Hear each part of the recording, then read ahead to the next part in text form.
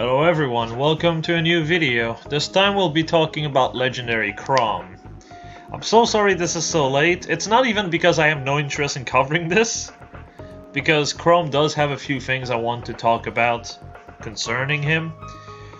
It's mostly because, well, the best way to really describe this is the fact that I'm so used to working under pressure, and right now it's March break, so there's no pressure anymore.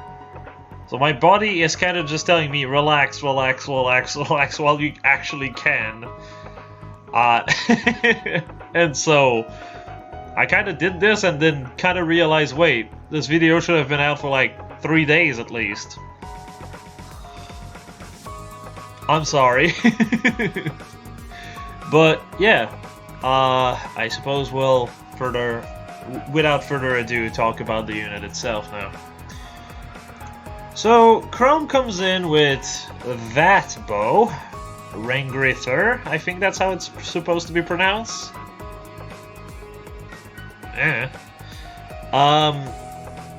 Which is a pretty decent bow, but also kind of iffy. It neutralizes penalty and makes the enemy lose 6 attack and def, essentially giving him a boost of 6 attack, def, and res.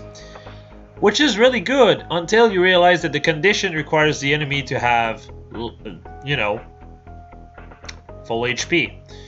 This is kind of a problem because Chrom actually has really high attack. So you'd imagine, oh, I'll use that really high attack value and combo it into this weapon, so I can now do really good with AoEs. AoEs knock down part of the enemy's HP, which means that this weapon will never proc with an AoE set. That's unfortunate. Still, overall, it's a fairly good weapon, if anything but unwieldy to some extent. Now, to change fate. So, a lot of people have been interpreting the isolation debuff as, oh my god, you can't dance him. Oh my god, you can't do anything. But really what it just boils down to is that you cannot smite him after he repoed somebody. That's all it means. Because the way isolation will work on him is essentially he's going to repo someone, and then he will not be able to repo again, so the only thing he's going to be able to do is move forward. So essentially, that means if you move forward, you can then be danced. Because the way it works is essentially isolation will only last until you move. You already get the extra action, then you attack, and the isolation is gone. It doesn't stay the entirety of the turn, just until you move again. And since you already are able to move again, then yeah, it's kind of irrelevant, really.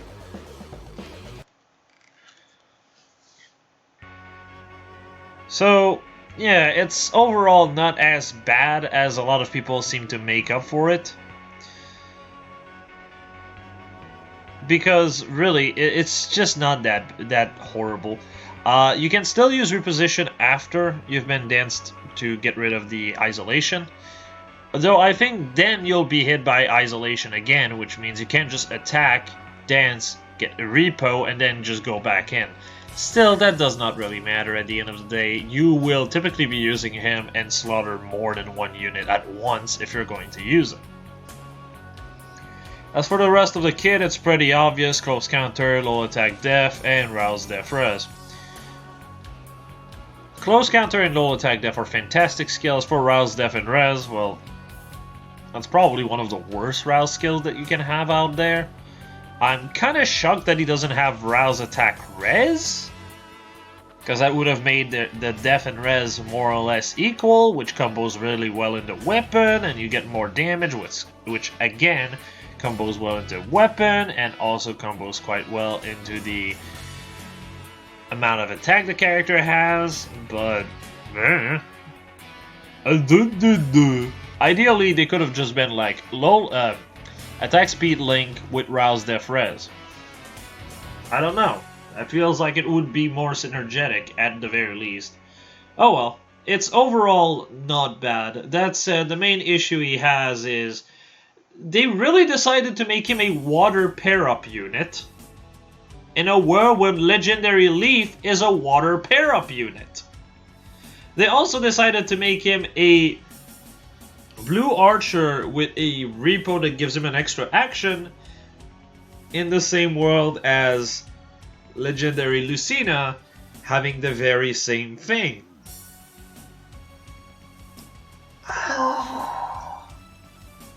I don't get it. I really don't get it. It's, you'd expect him to be green. I mean, there's really no green archer that are worth mentioning. Most of them are just very generic, don't have prefs, like Sue, like Wrath, like Python.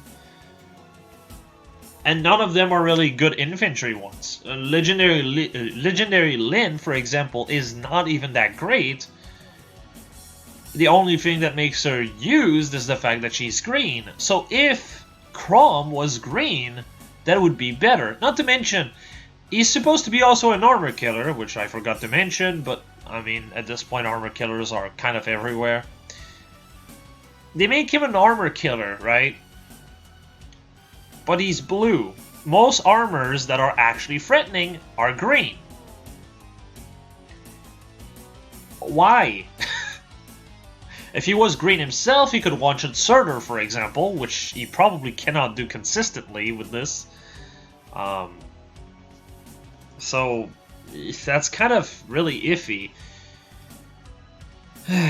Overall, it's nothing to cry over, but if he was green, that would have been a good idea, because Red already has Igran as one of the best archers possible for Red, and I don't think she's going to be top tough anytime soon.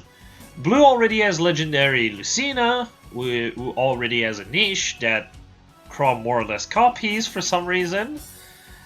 And then you have, of course, no one in green.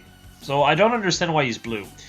Another thing to mention is the fact that why does Isolation is on to change fate? I know I'm kind of jumping around, but the reason he has Isolation on to change fate is because of reposition.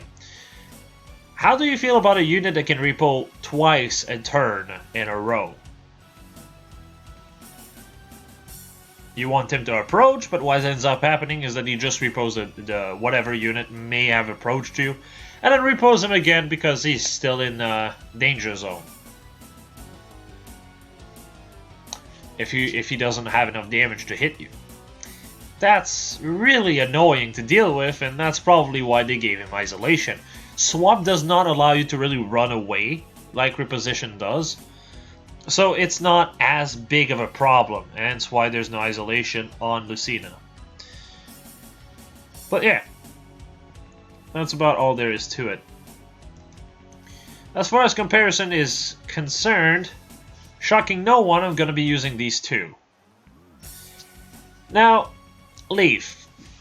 Leaf. That's the main comparison to make here because they're both water pair-up units and there's literally nothing to distinguish one to the other except how good they are as units. Leaf is the only range unit that can actually use Gale Force, essentially, and it's a Gale Force that costs less charge to use. Sure, it has a drawback, but honestly, it makes him even more annoying because typically what can happen is just he's going to attack something, prog the skill, and then just go again. This is less annoying to deal with, and is definitely a lot better in the player's hand because the sturdy impact effect, or just the impact effect in general, is only in the player's hand. He's basically the best type of unit, a unit balanced around the unit, the player having fun using the unit without killing the fun of other players. Looking at you, Legendary Azura, I don't understand what the extra movement could not have just been in the player's hand or anything. Anyway, he's really good for this, and Brave Bow is excellent and works really good with his stat line. He's also quite bulky, definitely less than Chrom to some extent, but it's just enough that you can actually get in Brazen range, and being able to set up Brazen easily because of the way his weapon work allows him to go in speed sets a lot easier. Of course, you could just run Life and Death 4, and then another Brazen, but then your speed is a bit too iffy because you lose 5 speed from the weapon itself. Still, running double Brazen attack speed is not a bad idea on Leaf and allows him to run any speed set. Something that while Chrom can do, he won't do as well because he does not have the Gale Force ability, and on top of it is overall going to just be harder to set up if he even tries to set up, because he's typically going to have to rely on Life and Death 4, which is not great. So overall, I would say Leaf is definitely better as far as Brave Bow is concerned. In terms of overall use, I would definitely still say that Leaf is probably the best case scenario to use. To change fate can be fairly helpful here and there, but the fact that he's not a flyer unit kind of just makes it a bit harder to use in certain maps. You know, maps with a lot of water, to get units out of danger in Allegiance battle mostly. So I would say, overall, I'd say just use Leaf. If you're going to go for a water pair-up unit, Leaf has a lot more battle power and is useful in a lot of places. Also does not really need a lot of, you know, support to function. You could just use double Brazen with Vantage, and oh, look at that! With Close Counter, anything that, well, not double Brazen, but just one Brazen, I suppose.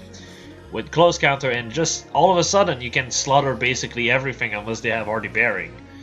There's a lot of things you can do with Leaf, and honestly, I would say he's overall superior. Even though they're doing more or less vastly different sets. If you're considering Close Counter sets, Leaf is just superior. Being able to hit back twice in one go with Vantage is really annoying. Especially if you're going for that type of set. What you can do is just run something like Moonbow and Brave Lucina. Even more damage. Which makes him extremely frustrating to deal with. Well, for the AI, I suppose.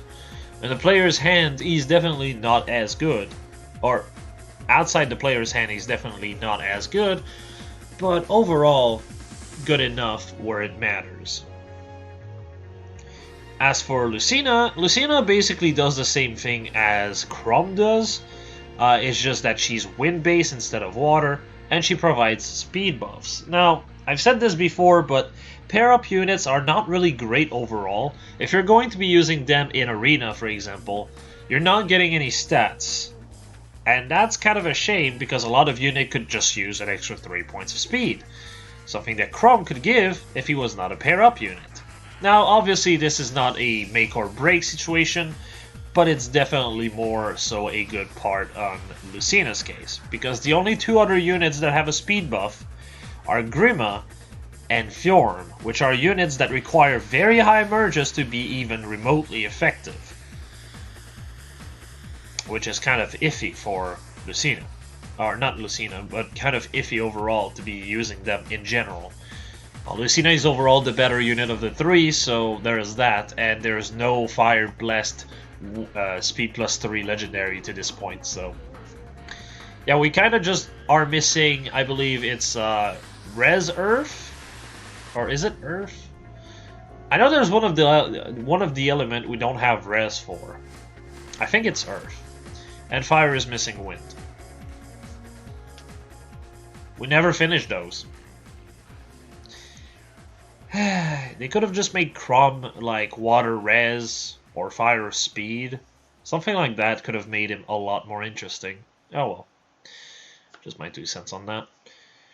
Either way, Lucina is far more of a unit that works at her best on low merges or high merges. It really doesn't matter how many merges you have on her. She will typically give you a performance that works just as well regardless.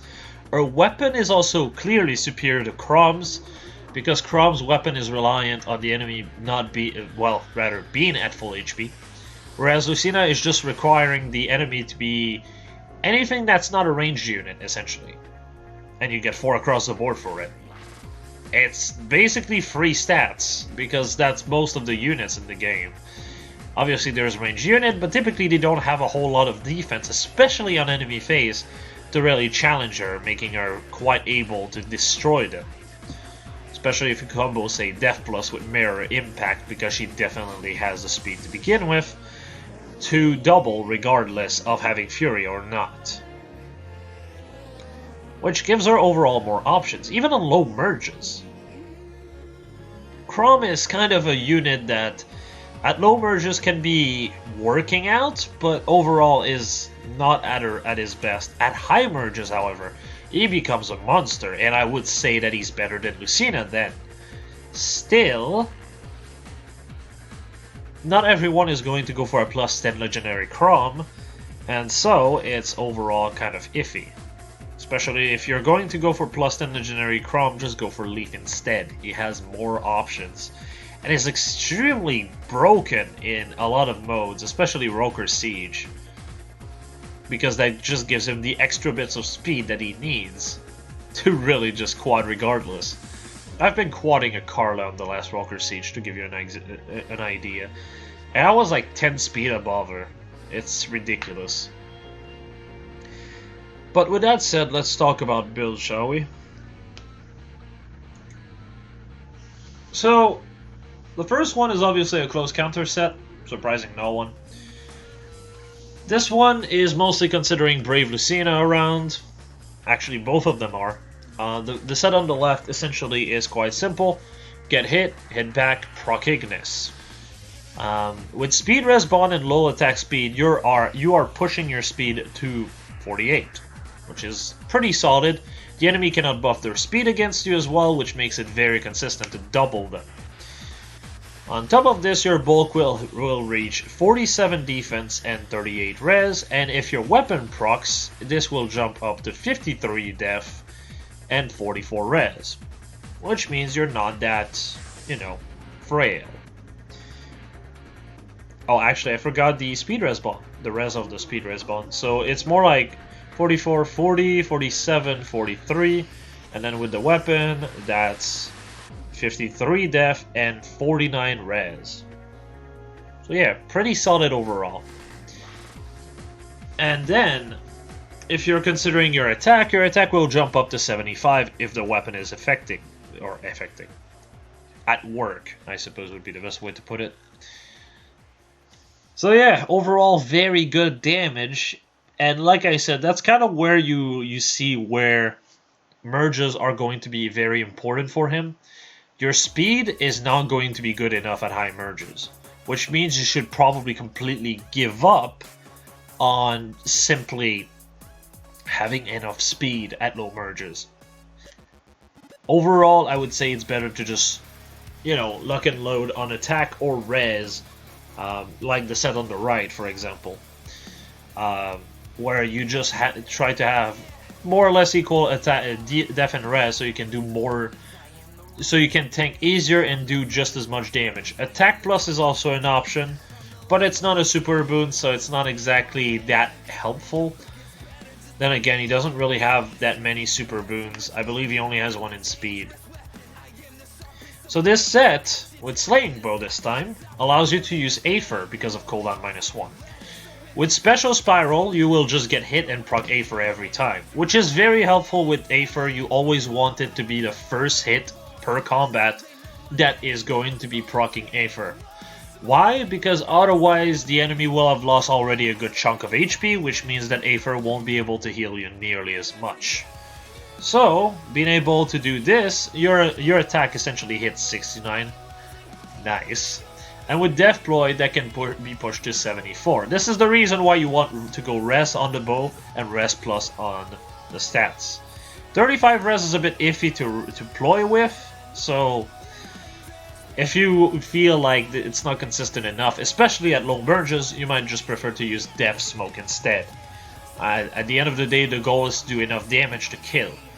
Obviously, if you're going to be using Brave Lucina with this build, which you should, you will probably prefer to have double drive attack on her, or drive a def and drive res, or just drive attack and drive res rather. Overall, or rather, drive def and drive attack. So overall, you will hit 44, 46. I'm not counting Lucina here, by the way. 44, 46 in bulk, which is not too bad. and more importantly, 74 attack. So it's pretty good overall. This is one of the reasons why his base weapon is not as ideal as I'd like.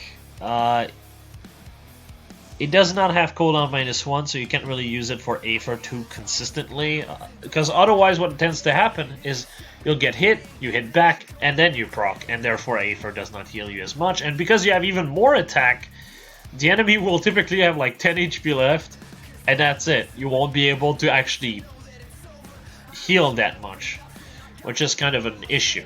You can use that weapon to some extent, but if you do, oh boy. Typically you'd be better off with a healer or Brave Lucina having Ardent Sacrifice to make up for it. So yeah. Overall, this is pretty decent. I still have another 4 set to talk about. So, this is Bonus Doubler. Surprising nobody, really. He's definitely one of the better user of it. And this is just overall doing damage while keeping the bow. Unless you're using Slaying Bow here.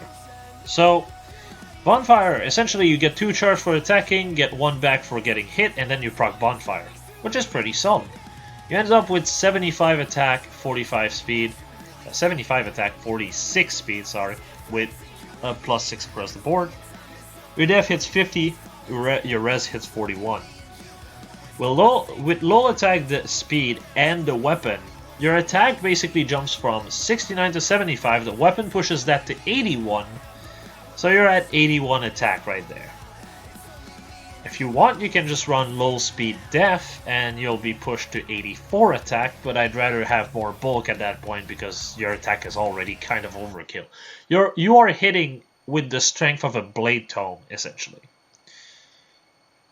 As far as speed is concerned, 49 speed. So 81 attack, 49 speed. Already there, you're in a good position.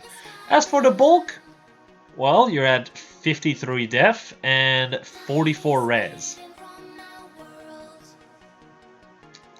Actually, no, you're even higher than that because of his pref. That's 59 def and 50 res, actually. So yeah, you're pretty bulky at that point. The problem with this is that you don't really have an enemy phase outside of against ranged units, so be careful on that. Other than that, the set on the right is the same thing, but instead of Bonfire, you have Ignis to make up for the fact that you lose 5 attack, because his base weapon is essentially 17 might, Slaying Bow is essentially 12. But, because of Ignis, it does not really matter. Since overall you have 50 def, Bonfire does 25, but with the second set, you have still 50 def. However, you do 40 damage with Ignis. 15 extra damage at the cost of 5 attack. Seems good enough. A thing to note about both sets, by the way, is that Heavy Blade is probably going to be better in a lot of cases. Especially for the second set. But for the first set, Flashing Blade can also function pretty well. The reason why I put Flashing Blade here is really because Flashing Blade is the seal you're going to use the least between Heavy and Flash, because Heavy can be used by Cav and Flyers. Flashing cannot be used by Cav and Flyers, and therefore is just a lot harder on you. So yeah. As far as the set is concerned, it's more or less the same, except since you have Slaying Bow and you refine it to speed, you're already good on speed. So you can just run low attack def instead, which means more damage overall, and the enemy cannot do anything to buff against you in terms of bulk, which makes it even more deadly. So yeah, overall pretty solid. And now for the last set of units, or the last set of builds rather. It's AoE, woo! Both sets are essentially the same. The only difference is that you have already bearing on one, and the other one you have attack +3. As you can see, he hits quite a good amount of attack. So yeah, Life and Death is also a really good option for him in general, because he does not really need all the bulk that he has, especially with his pref. And you hit quite a bit of speed as a result. Using Life and Death with Swiss Sparrow, for example, is a good example, because you end up with, well, you guessed it, 47 speed. But I did not really want to make another page of builds to showcase this, so sorry. But yeah, overall here, you end up with 78 attack on the set on the left. Essentially, whatever gets hit by the AoE dies, unless they have Vantage. And if you're afraid of Vantage, just use the set on the right, because then you'll be able to use Hardy Bearing against it. To change Fate also provides you the 6 attack for the AoE itself, so it's not exactly a problem to set up the buff either. So yeah. Overall, it's a fantastic unit, it's just that at lower merges, he has a lot less options. The AoE sets still function at low merges, for example, but as for the rest, you typically cannot use Speed Plus because you won't have enough speed unless you actually use your seal for, say, Swiss Sparrow while using Life and Death, while using low attack speed, for example, which is a lot harder to go for. Or Bonus Doubler. Bonus Doubler is also an option. So yeah, overall pretty good. Now, as far as the rate is concerned, well, the rates are okay. As far as the banner itself, though, oh boy, going from worst to best, I have to say red is easily the worst. And I've also downgraded Wrath from green to yellow.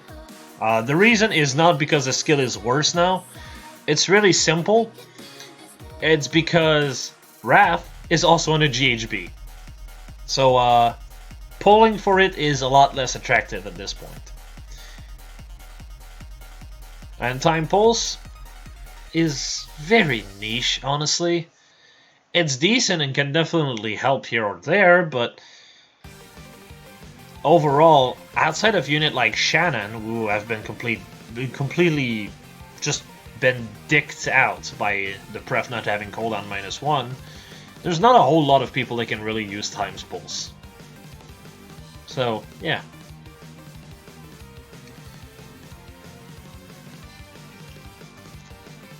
Overall, red is easily the worst because Speed Death form on Fina is not amazing, and Fina herself is not amazing. 9 times out of 10, you're just better off using base Olivia. The reason is simple: a dancer with no bulk is typically not really amazing, and her weapon takes way too much setup / inheritance to even be remotely decent, and all the time it's not even good, because most of the units that can actually, you know, deal with her are able to take 1 hit. Even with the effective damage, because her attack is not that impressive either. Honestly, she is just not great. Really sucked also. I ended up pulling for a Gren, obviously. And I ended up finding a Fina as my first pity break at 4%. Or 3.75, I'm not sure. I actually got pity broke 3 times in a row. And then, with my last 40 orbs out of like 230, I ended up pulling 3 Grens. Which is kind of a repeat of what happened the first time. The first time I ended up getting, what was it, Gray and Zelkis. And then in the last like 60 orbs, I pulled another 2 Egrens. So my Egren is now +8, for those who are curious. But yeah. As for the second worst color, it's probably green. Guntra is still a solid unit, I'd say, but she has no fodder. Lyn has Speed Tactic, which is still an amazing fodder to get.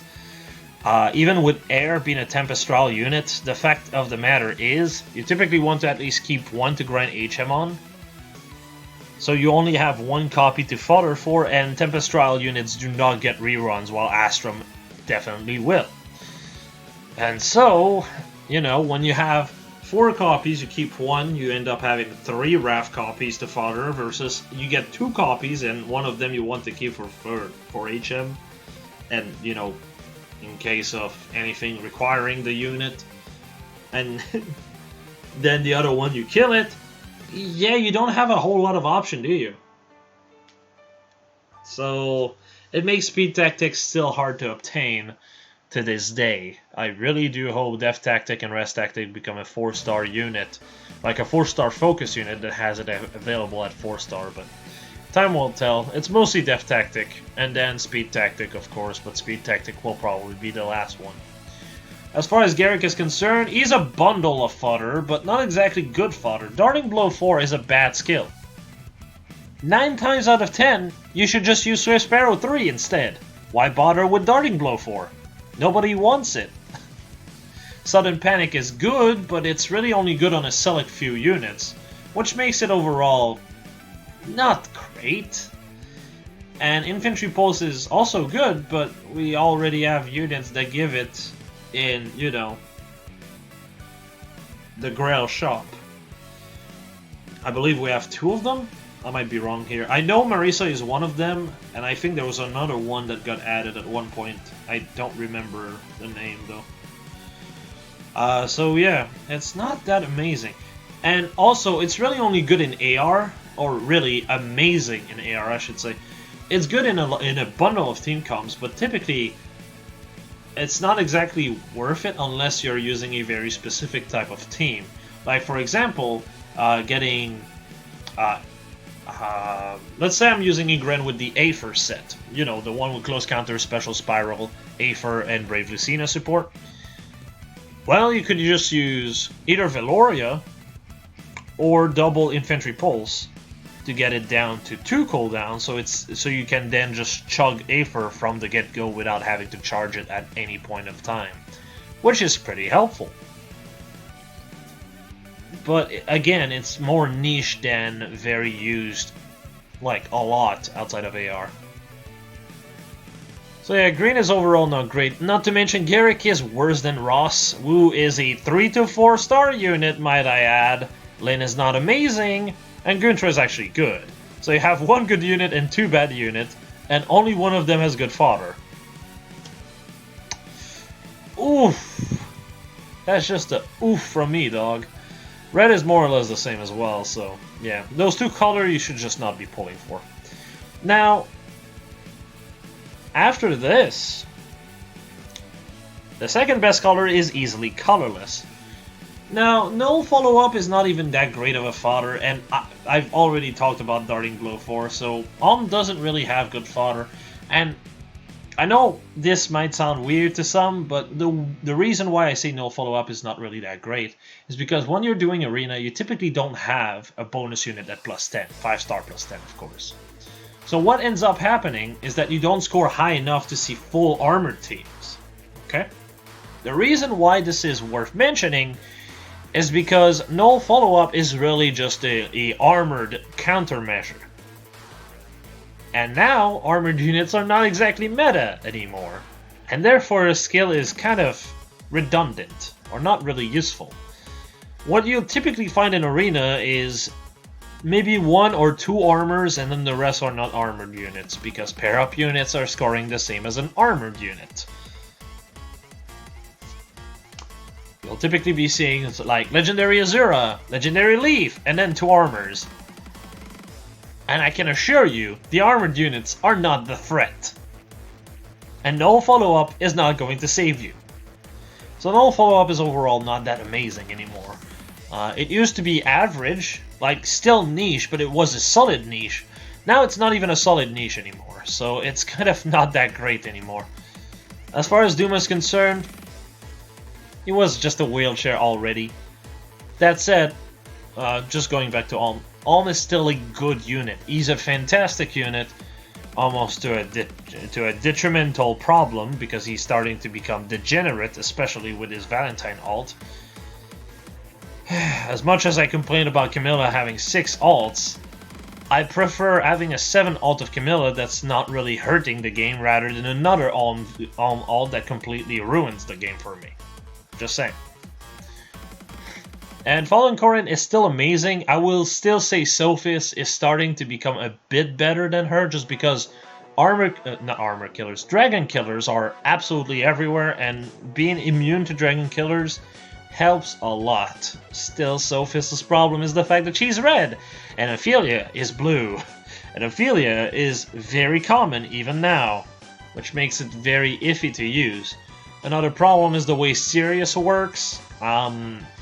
Because the way Sirius works typically will get her healed every fight, especially if you use a breath skill.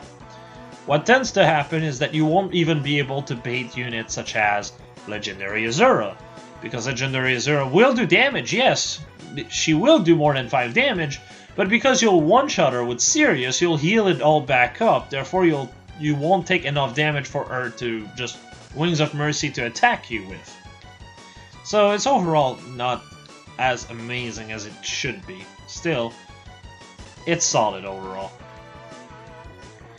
And Corinne is still really good. Dragon Killers aside, she is still probably the best infantry unit of the game if you ignore Dragon Killers. It's ridiculous. This unit is disgusting. So yeah, Colorless has really good unit. As far as fodder goes, not really good fodder, but then again, we don't really have good fodder in this banner in a nutshell, really. So, yeah. And then you have Blue, which... Julia is a really annoying unit in Arena. Outside of Arena, she's okay. Typically, she is at her best if you can get Speed Plus, and then high merges. If you don't have Speed Plus, she tends to be a lot worse, because if you're relying on attack, you're only hitting really hard once, which makes her overall a one-trick pony. If she deals with something that can face tank her one hit, she's typically dead, basically, is what I'm trying to get at. Like, for example, if you have DC on Surtur with Rarefighter, you'll typically just one-shot her back, unless you use Sturdy Impact, which most people don't even invest it on her. Blech. So overall, a decent unit. Mirror Impact is also good fodder, so there's that. Then you have Legendary Azura, which is still better than Peony to this day, and, well, it's not by that much, but it's still really, really good. And then you have Chrom, which we've already covered extensively. All of 3 of them are at least decent units, which is more than I can say about every other color. Doom is a wheelchair, Lynn's a wheelchair, Fina's a wheelchair, like, yeah. All blue units here, regardless of who you pull, is going to be good. And that's more than you can say about most units on this banner. Overall, I'd say definitely summon blue and colorless if you're going to be summoning any other color. If you're trying to summon anything else, wait later. Unless you're talking about Garrick and Fina, which, wait later. Wait until Sophis is on a better banner. Wait for Erica to be on a better banner. Same thing with Guntra. Nobody cares about Lynn. At the end of the day, Garrick will probably appear on a 3-man banner at one point. Fina will probably appear on a 3-man banner at one point. And those banners have much better rates. If you're wondering, Fina has a 2.4% chance here to be pulled. On a 3-man banner, she has more like around 3.2-3.3% chance of being pulled. I'm pointing this out because that's why I'm pulling for Egren right now in the 3-man banner. And also I'm pointing this out because World of 3K Olwen is getting a refine for God knows what reason. She was already quite good. But she's getting a refine. And she's gonna have a new power banner. Right? That banner is kind of useless. Why do I say it's useless? Well,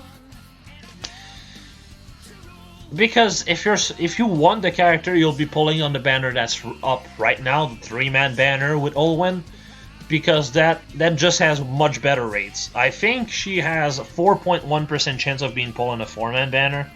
On a 3-man banner, that amount of chance jumps from 4% to like 5.3. It's just much better. So yeah, I guess that's my my PSA concerning that banner. Just don't summon for this, summon for Olwen. It's better. I don't remember the rest of the pull. Oh yeah, Gray. Summon on the weekly banner if you want Gray. Dobin is free, and I don't remember what the last unit is. So yeah, overall, don't summon on a new power banner, it's just a trap. Summon on a 3-man banner, you'll do much better. As weird as that is to say.